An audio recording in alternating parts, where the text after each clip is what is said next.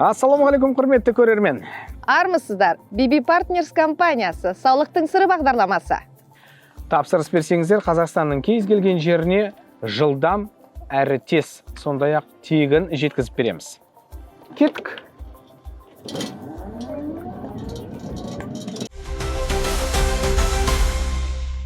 Көп кісілер семьясын тастап кетіп жатады, мүгедексің деп қорлайтын кісілер бар ғой. Өзіміз естіп те, көріп те жүрміз, бірақ бұл кісінің дәл осы жеріне келгенде мен басым деймін. Бұл кісілер шындығын айтып отыр. Ешқандай бір сөз қостыру, ондай нәрсе жоқ. Әйтеуір маған күліп қараған кезде алдындағы тісі көрінеді, жасагенде қылым ар жағында тіс жоқ. Қалай, қаншалықты жиі болатын? Ойбай, айта алмаймын, айналайын. Әр қазағым жалғызым демекші, біз үшін сіздердің денсаулықтарыңыз да маңызды. Бұл саулықтың сыры бағдарламасы. Мен Тахир Сұлтан, Тараз қаласындамыз. Бүгінгі біздің сұхбатымыз әдемі Тараз қаласындағы ерекше саябақта өтуде. Бүгінгі біздің кейіпкерлеріміз Құралбек ағамыз бен Құралай апамыз. Амансыздар ма? Саламатсыздар, қалайсыздар? Жақсы, аман есен. Жақсы болды, негізі саябаққа сыртқа шыққанымыз. Айтпесем, үйде дастархан басында семіріп кеттік, салмақ жинап жатырмыз. Енді бұдан арылудың жолын іздеу керек. Осы саумалды ішсеңіздер араластыр. Міне, болды. Бұл сөзіңіздің жаны бар. Енді сұхбатқа кірісейік. Біздің Нео саумалды не себептен алып іштіңіздер? Бұл саумалды бірінші менің жолдасым бастады. Бұл кісінің давлениесі бар етін. Асқазан ауыратын анда-санда. Бір күні телевизордан көріп, мен саумал ішсем деп, осы кісі бастады. Мен сенген жоқпын. Қойш, саумалдан жазыла қаласың ба деп. Өзі заказ беріп алдыртып, ішті. Енді ішкен кісі сөйлесін. Сонда сіз сенбегеннен кейін ағамыз жарайды мейлі деді, өзіне алып өзі ішті. Өзіне өзі алдыртты. Басынан бастап тарқатып айта беріңіз. Енді оны телевизордан көріп отырып қой, сіздердің беретін сұхбаттарыңыз арқылы ағайындар елдің айтып жатқан әңгімелерінен, соны денсаулық кішкене қинағаннан кейін ғой адамның өзі сондай дәріге ұмтылатыны. Давление деген болды. Осыны да бір ішіп көрейін деп өзім алып іштім. Содан жақсы болды. Кекірік шықпайды да, жанды қинап, мына жер көкірек тек сыздап кетеді. Осыны ішкелі бір тек жақсы болды маған. Жан қысылғаннан кейін ғой, жаңа алып іштім. Бір флаконын алдым, одан кейін анада 6 флаконын алдым мына кісілер. Одан кейін тағы 10 флаконын заказ беріп оны алдық. Әйтеуір осыдан ажырамай, осы денсаулыққа өте себебі жақсы екен деп. Содан кейін мына жүр кемпірімді үгіттедім. Айналайын осыны ішейік, сен анау бұл кісі 30 жыл болды, денсаулығы жоқ, бірінші группа өмірлік инвалид. Не жағдай? Инсульт алған, инфаркт алған. Содан кейін эпилепсиям бар. Судорогымен құлап қалам. Сол саумалдың ішуінің де себебі судорогым күшейіп кетті. Күшейіп кеткеннен кейін осы кісінің бір енді әр сөздің бір несі болады. Содан іштім ғой.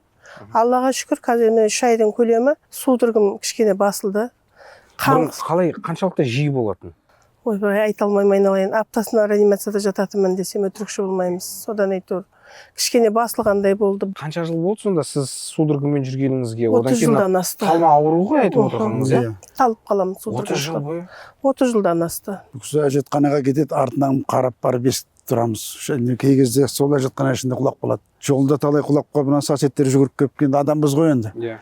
Шай ішіп отырып қаласың, шығып кетеді. Үйдің қасында бір соседіміз бар, ойбайлап жүгіріп келіп, не апа құлап жатыр. Қанша емес сол кісі келіп.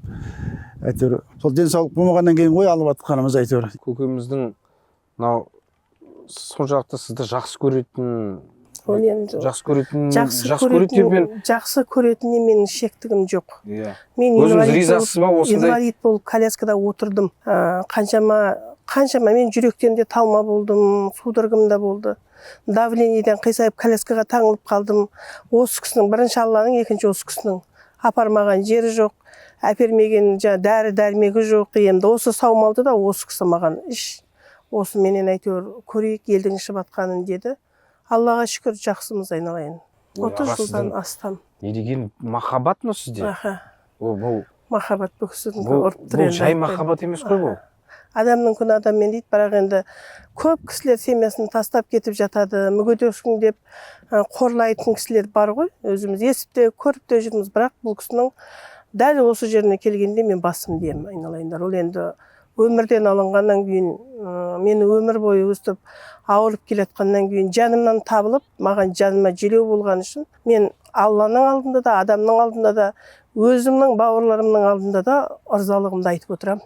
Мына мен кемпірімнің 2 азуынан түк жоқ. Қасықпен. Өйткені оның бәрі мен тырысып құлақ бағанда қасық тығамды, қасықпен бұрап, тіл тарды керек деп, әйтеуір тісті сындырып, қасықтың қоямын темірдің күші.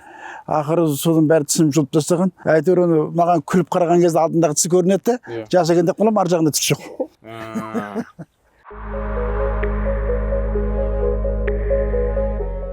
Енді одан кейін міне саумалды ішіп жатсыз. Жеңілдік бар ма? 4 айдың көлемі болды мен осыны ішіп жатқаныма, Аллаға шүкір. Аллаға шүкір, осы 4 айдың ішінде бір 4-5 рет ұстады десем болады. Күніне 2 ұстап жататын. 4 рет ұстайтын мысалға. Мен Қызыләуітке төркініме өткенде бір бауырларымыз қайтыс болып бардық. Жол жөнекей 5-6 рет ұстады мысалға. Бұл саумалды ішкенге дейін ба біздің? Ішкенге дейін, аха. Ішкеннен кейін жақсымын. Аллаға шүкір, қазір жақсымын. Демек, әлдеқайда азайған ғой? Жеңілдік бар. Одан басқа, тағы қандай? Одан басқа менікі сол жүректен инфаркт алғанмын. Қан қысымымда 180-200 одан асып кететін. Қазір 130-140. Түсті ғой жептер. Оның өзі де жақсы. Енді түнде жүректен ұйықтай алмайтынмын.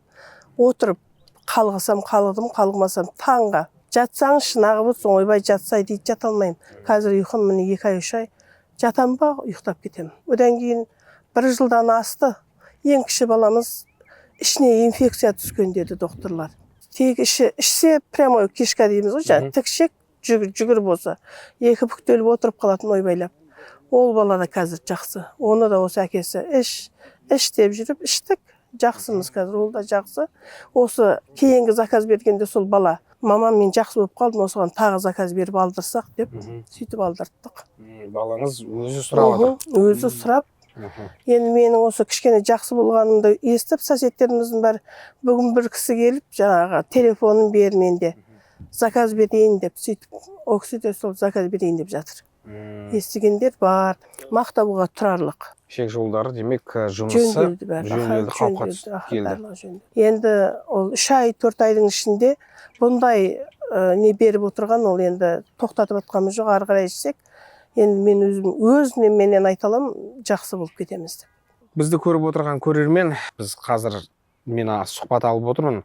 Бұл кісілер шындығын айтып отыр. Ешқандай бір сөз қостыру, ондай нәрсе жоқ. Сіздердің де егер денсаулықтарыңызда қандай да бір ақаулар болса, онда төменде көрсетілген нөмірге қоңырау шалыңыздар. Қазақстан бойынша жеткізіп беру қызметі бізден тегін, бөліп төлеу жүйесі де қарастырылған. Өздеріңіз шақырдыңыздар, біз айтайық, бөлісейік дегеннен кейін біздің келіп отырған жайымыз. Тараздан көлікті көріп, тоқтатып, үйіне шақырып жатқандар да бар. Ниет қылған адамдар болса алып, заказ беріп қабылдасын. Енді біз Қаратау қаласының тұрғынымыз, біз осы саумалды пайдаланғаннан кейін мына халыққа кішкене оң нәтижесін айтайық деп Қаратау қаласынан мына Тараз қаласына келіп жатқан жайымыз бар. Сәлем жолдап қойсаңыздар болады? Сәлем. Саламатсыздар. Барлықтарыңызға амандық тілеймін, шипасын көріңіздер деп айтар едім. Сіздерге біздер тараптан қашанда сый құрмет бар, сондай бір сыйлығымыз бар. Осы сыйлықты сіздерге табыстайық. BB Partners компаниясынан, саулықтың сыры орталығынан, мынау біздің су жаңа журналымыз. Сіздерге дәл осы жидемді киіп келіп отырмын. Сондай-ақ апамызға Ақжауық, апамыз сізге осылай тағада деймін. Мына осылай екен. Орамал том болмайды, жол болады дейді. Және де сіздерге мінекей өзіміздің ұлттық табиғи нөмірі 1 Қазақстандағы өнім бұл саумалымыз. Нео саумал. 20 немереміз бар. Сол 20 немереміздің алдында сіздердің осы саумалдарыңыздың арқасында шауып жүре бередік. Айтқаныңыз келсін. Солардың тойларында тойларында саумалды ішуге барлықтарыңызға да ақыл кеңес беремін, осындай саумал ішіп емделіңіздер. Төмендегі нөмірлер сіздер үшін қосулы, хабарласыңыздар, дәл қазір хабарлассаңыздар, онда жақсы бір сыйлыққа ие боласыздар. Ауырмайтын жолды іздейік, ауырып ем іздегенше. Біз сіздермен қоштаспаймыз, келесі хабарымызда мүмкін сіздің үйіңізде қонақта болармыз. Аман, сау болыңыздар.